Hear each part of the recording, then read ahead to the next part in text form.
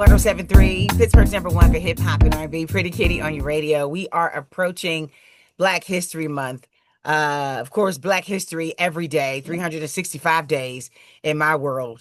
And also in my guest's world, Mr. Paul Thornell is here. It's Thornell, correct? Thornell, correct. Thornell. Big event happening celebrating Black History Month. I think this is my maybe third year participating in the city of Pittsburgh's Black History Month celebration and exhibition. And in the past, oh my goodness, the city has profiled so many amazing men and women who have set the tone, raised the standard, raised the bar, started conversations about where we came from and, of course, where we are going.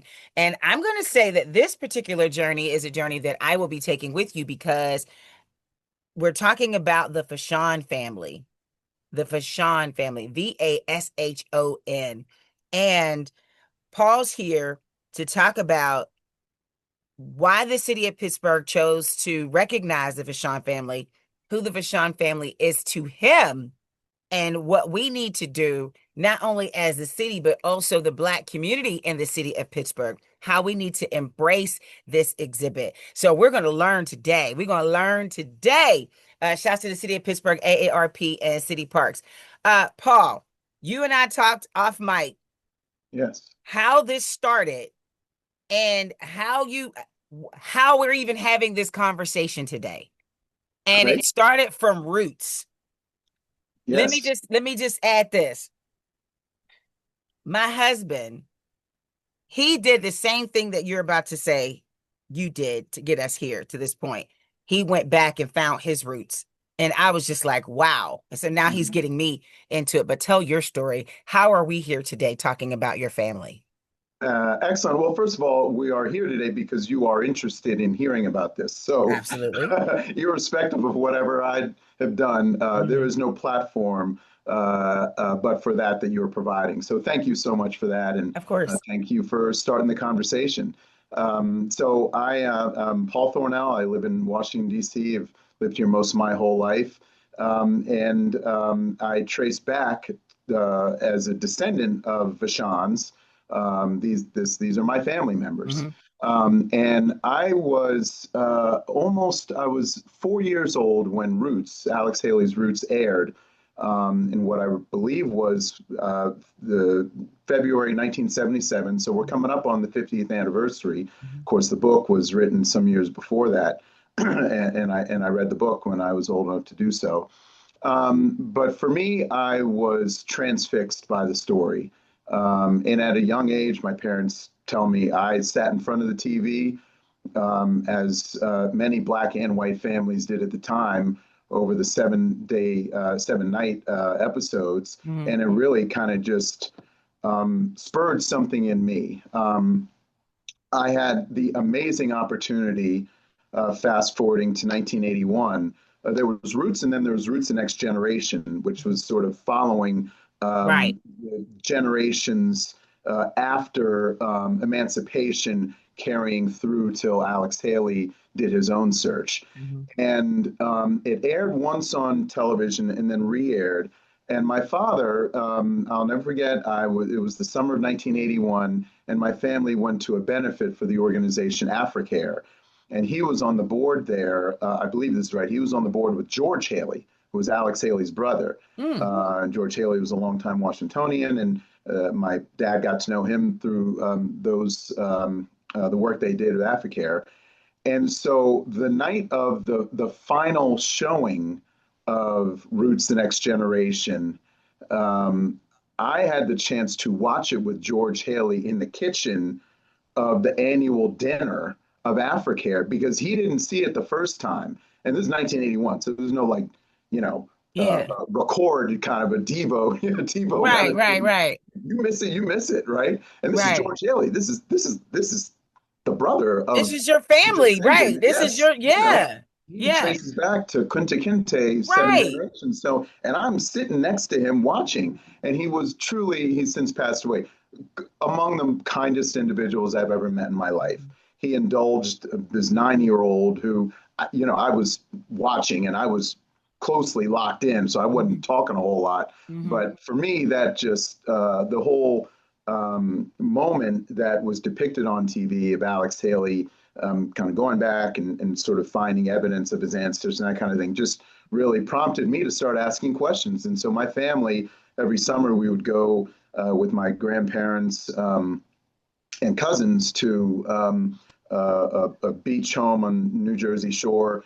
And that summer, I asked my grandmother, um, "Where are we from? Yeah. Who?" I asked the questions. I don't even know what they were, and I owe a lot of the passion I have for my grandmother's own passion in this. And Yeah. you find in different families, I've kind of realized that not everybody is enthralled with family history. This is Yep. not. I mean, I get it, but it is clearly something that from a young age it matters to me. It's a detective work. It's a passion project.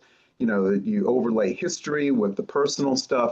I can't not find a way to pour myself into this. But I know that's not for everybody. Right. And honestly, you kind of don't need everybody in a family to be um, Family. focused on telling the family story. But if Hmm. you have somebody in like every other generation, realistically, hopefully, three generations are alive at the same moment, some period of time, grandmother, daughter, me in my case, that kind of can do the trick. So what I found was, my grandmother heard a lot from her uncle about her grandfather, who was George B. Vashon. So my grandmother's Frances Vashon. She was born Frances Vashon, married Nolan Atkinson. So Frances Vashon Atkinson. And she told me about her grandfather, George B. Vashon.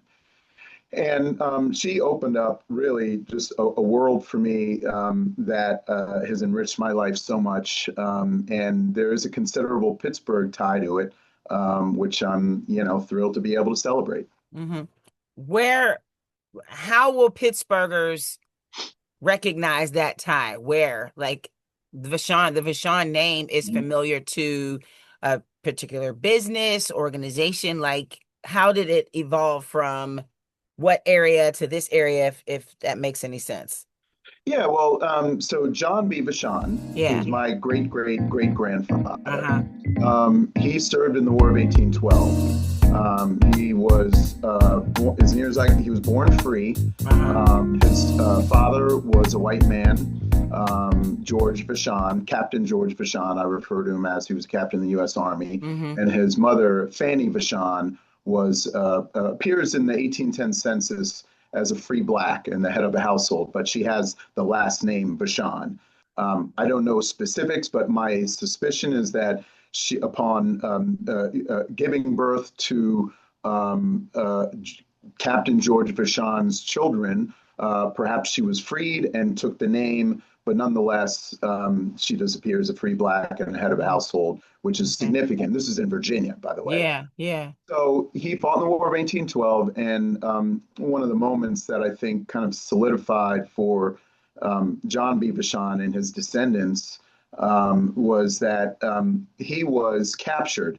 He was a prisoner of war for 2 years, captured, and he was eventually traded for a white British soldier.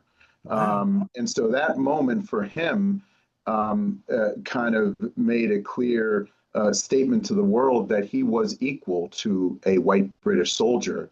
And in the act of defending his country, was doing it as an American. So in the abolitionist crusade, there really were actually two schools of thought. One, certainly people who believed blacks should be freed. That was a common view. But some thought, okay, yes, free them, but then they go back to colonize some African nation or elsewhere. John B. Vashon and his son George B. Took the view, no, this is our home, this is our country. Hmm. And Maryland Governor Wes Moore is fond of telling a story of his grandfather saying something to the effect of, "This country would be incomplete without me." It's a great, great quote. I'm maybe paraphrasing it a little bit, but something to I that totally effect. got it. And Hmm. that's what I think John B Vashon's view of the world became, especially after not just fighting for this country, but spending 2 years as a prisoner of war, Mhm. eventually getting traded, for an equal, a white British Mhm. officer. So he came back and he was one of the leading abolitionists, and in the Pittsburgh area. So he came back, few years in Virginia, moved to Carlisle, where George B. Vashon, his son, was born. And then when George B. was about 4 or 5, they moved to Pittsburgh. And they had a home that was connected to a bathhouse and barber shop at the corner of 3rd and Market Streets. There was a fire at some point, maybe in the 1830s or so. So I think it was moved, relocated a block or so away. But that's generally the area, 3rd and Market. And one thing I'm really excited about is that the Pennsylvania Commission on Historical Commission on Museums last fall approved a marker for Oh, George B. Vashon that I'm working with the mayor's office in the city to locate at that corner. Right now, there's a marker of Martin Delaney uh-huh. right on one side of 3rd Street, I guess. And Mhm. so the one for George B. Vashon will be on the other side. And an interesting connection between the two of them, Martin Delaney, also a noted abolitionist. He actually was someone that believed he felt strongly that free blacks after abolition should go to colonize other parts of the world, Africa and elsewhere. Wow. So that was a clear disagreement. But nonetheless, Martin Delaney was essentially part of the Vashon family. Mhm. He came in, he was born he's about 12 years older than George B. Vashon, but he lived with the Vashons in Pittsburgh. They took him in.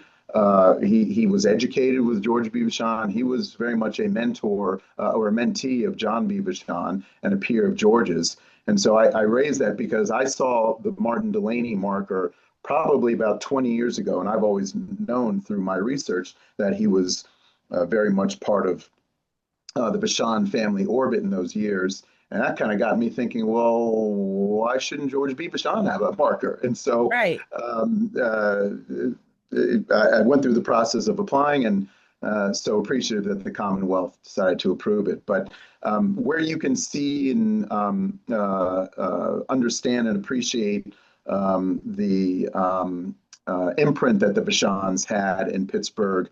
There aren't many places, many memorials, but we're getting started with this marker, and I'm hoping awareness around who they are will be helpful. I do also have to acknowledge Mayor Gainey was kind enough to recognize in October 2024 the 200th anniversary of the birth of George B. Vashon. So he was born in 1824, died in 1878. And like I said, was spent a lot of his early years in Pittsburgh. And so in October 2024, he recognized with the celebration recognition of George B. Vashon Day at City Hall Nice. accomplishments of George B. Vashon and his family.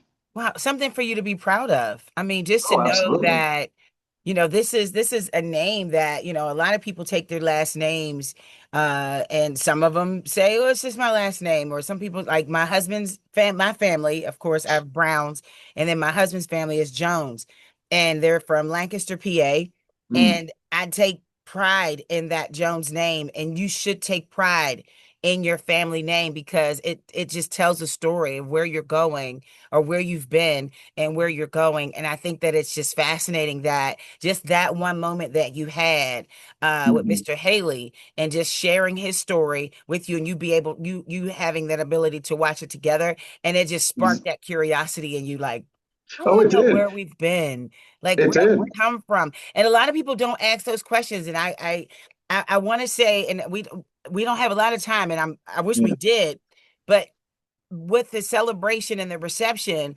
that we could look forward to at City County Building next week, I mean, you're gonna be here, you're gonna talk more Yeah. about this.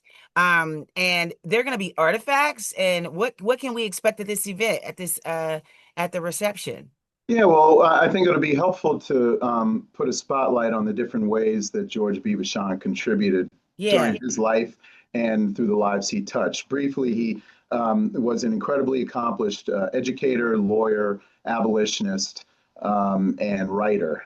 He was among the first Black college graduates anywhere. He was probably like the fifth or sixth. So Oberlin College was the first college to admit Blacks and women, and he Hmm. was the first Black to graduate in Wow. 1844. And so he went on to become the first Black lawyer in New York. He was denied admission to the bar in Pennsylvania because he was Black. Um, some years, about 15 years ago, my uncle Nolan Atkinson, who's an accomplished lawyer in the Philadelphia area, Hmm. he took the lead in petitioning the Pennsylvania Supreme Court to admit George B. Vashon posthumously. Posthumously. Yeah. And so we were able to have that happen. So technically, he's also the first Black lawyer in Pennsylvania as well as in New York. That's awesome. But there were not that many Black lawyers in 1847, 48 when he achieved that. But also, he went on to be a college professor. And he was probably about the third or fourth Black college professor in the country. So a lot of firsts there. And at the event at City Hall, there will be a number of depictions of the path that he walked in terms of the work that he did through the colleges where he worked. He was a founder of Howard University. General O.O. Howard, Civil War general, left the Freedmen's Bureau where he was working with George B. Vashon to start Howard University, and he recruited George B. Vashon as somebody he knew from working with him in the Freedmen's Bureau to help him start Howard, which began in 1867. So but he also tragically died in a yellow fever epidemic in Mississippi in 1878 at the age of 54. So he, in a very short number of years, Accomplished so much. really had a number of firsts attached to his name, but also through educating the number of Blacks that he was able to touch, but also as he was, along with his dad, a conductor on the Underground Railroad in Pittsburgh. Their home and the bathhouse effectively functioned during the day as a place that Blacks and whites came to get their needs taken care of in terms of barbershop and bathhouse. But then at night, slaves would be coming through there.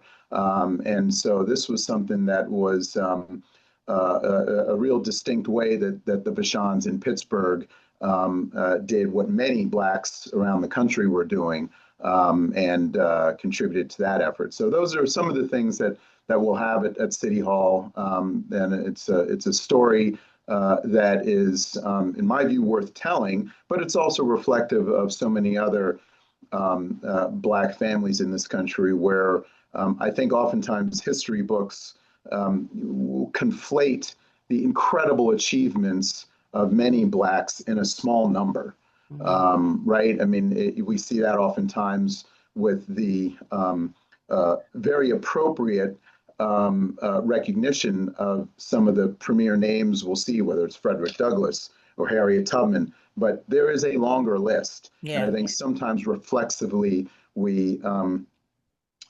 for ease of kind of collapsing a story, put the work of many in what might be a smaller number. And it's not to take anything away from those incredibly accomplished individuals, but you certainly see so much of the work in the abolitionist movement was a collective effort. And a lot of foot soldiers and a lot of incredibly accomplished people aren't always recognized. And so that's one of the things that I'm trying to do. Wow, and you are doing it. And thank you so much. Thank you for your spirit and just your curiosity, and not giving up. And thank you for being a lesson to a lot of us that we need to ask the question, where did we come from? And then maintain that attention, keep that attention going so that we can learn the story and then learn to tell the story and share the story. So thank you so much. February 6th is a public reception at the City County Building. We're going to learn about this Vashon family. I'm excited. I told you I was going to learn something today. I had no idea. And I mean, I just think it's just phenomenal. Just Excellent. just to hear the stories of the legacies that our families have made and have carried. And I mean, wow. Man, that's Well, just look, crazy. thank you for the platform. Thank you for asking the question, Yeah. and really appreciate your attention to this and Yeah. putting the spotlight on some people who are important to me. Paul, real quick, do you find yourself because of because of this quest, this personal quest, do you find yourself encouraging young people to do the same? A lot of young people, they're some of them aren't interested, Mhm. or they go as far as their grandparents and maybe their great grandparents. But do you ever find yourself encouraging them, like, look up where you come from? Do you encourage people to do that? Well, yeah, like I was saying earlier, it is a very personal thing, and I know some Yeah, people just are more naturally drawn to that. The two young people I can touch most directly are my children. yeah, yeah, My son Nolan, who's a recent graduate of Michigan State, and my daughter Lena, who's in 11th grade.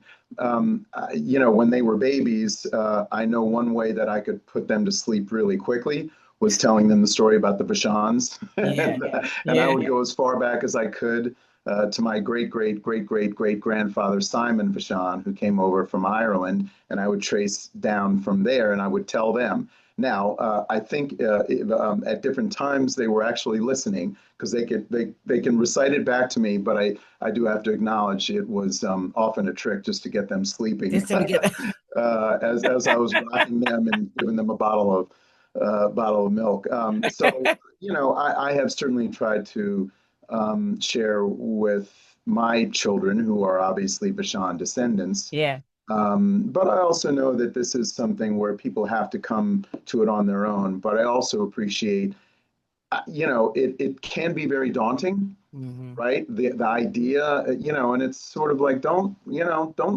think you have to bite off, or, nobody's expecting you to write roots, but who's the yeah, oldest person in your family? yeah, Ask them who they remember. Ask them about their grandparents. I mean, that's one way you can kind of start about it. hmm, The other thing that I have benefited from greatly, and unfortunately you don't have the same thing, is I have a very distinct last name. Vashon hmm, is a very distinct last name. yeah, I have to tell you, if my last name, Jones Brown, I'm not really sure how long my detective work would have yeah, gone, because anytime I see the word Vashon, I know that's me. yep, Generally speaking, I yeah, have traced in and around over the 300 years I can go back in this hmm, country, and it basically I can roughly track who is connected to me as a ancestor, or maybe one branch off. wow. Jones Brown. Wow, that's going to be tough. You're going to have to rule out a lot. So Pray anyway, for me, please. yes, yeah. So the name is important, Yeah, and passing it along. There are very intentional ways, families try to pass on names, and sometimes that right there can provide some hints and clues. But wow. yes, I've tried to share with my two kids, and will continue to do that at some point to their kids. Thank you so much for sharing your story. I look forward to meeting you. February 6th, it's a public reception at the City County Building. The tribute to the Vashons, education, justice, and service. Um, I'm definitely excited to kick off Black History Month, recognizing your family and celebrating their legacy together. Thank you so much. Well, thank you so much. Really appreciate it. Look forward to seeing you then.